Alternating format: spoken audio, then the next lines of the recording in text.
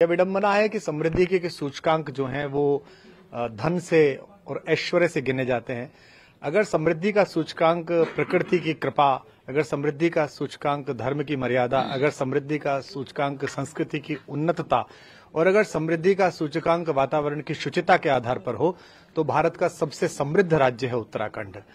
भारत में अनेक राज्य हैं और सबकी महिमा अनंत है। किसी के पास इतिहास है, किसी के पास राजनीति है, किसी के पास अर्थ है, लेकिन किसी एक राज्य के पास इतनी समृद्धि और उसका ऐसा प्रकर्ष बहुत देखने में दुर्लभ है।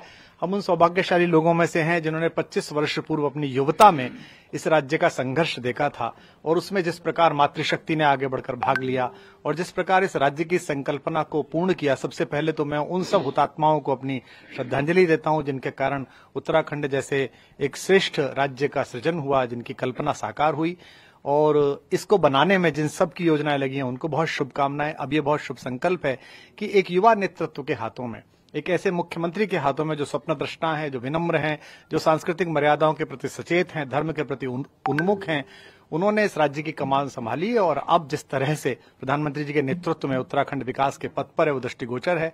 मैं अपने आयु के 16वें वर्ष में यहाँ पहली बार हरिद्वार में गुड़कुर कांगरी में बोलने के लिए आया था, एक डिबेट में भाषण देने के लिए। तब से लेकर आज तक आता हूं, लेकिन अब जो देखने में आता है, जो सड़कों का जाल बिछा है, जो निर्माण प्रकृति के सहकार के साथ हुआ है, ये कभी उत्तराखंड ने नहीं देखा था। ये कभी उत्तराखंड ने नहीं देखा था कि एक टनल में कुछ मजदूर फंस जाएं और मुख्यमंत्री वहीं एक लोहे के डब्बे में अपना डेरा डाल दें और प्रत्येक व्यक्ति को उसी समय पानी पहुंचाएं, उसी समय खाना पहुंचाएं, प्रकाश पहुंचाएं और संकल्पबद्ध होकर प्रकृति मां की कृपा से उन सबको सकुशल बाहर निकाल कर लाएं।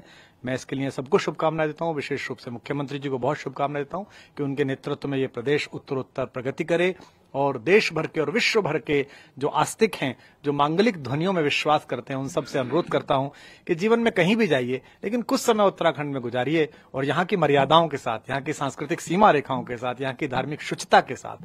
तो ये बड़ा मंगल का अवसर है कि इतने पुण्य संतों के चरणों में आज बैठकर आप सबको शुभकामना देने का अवसर मिला है। बहुत बहुत धन्यवाद। जय सिया राम।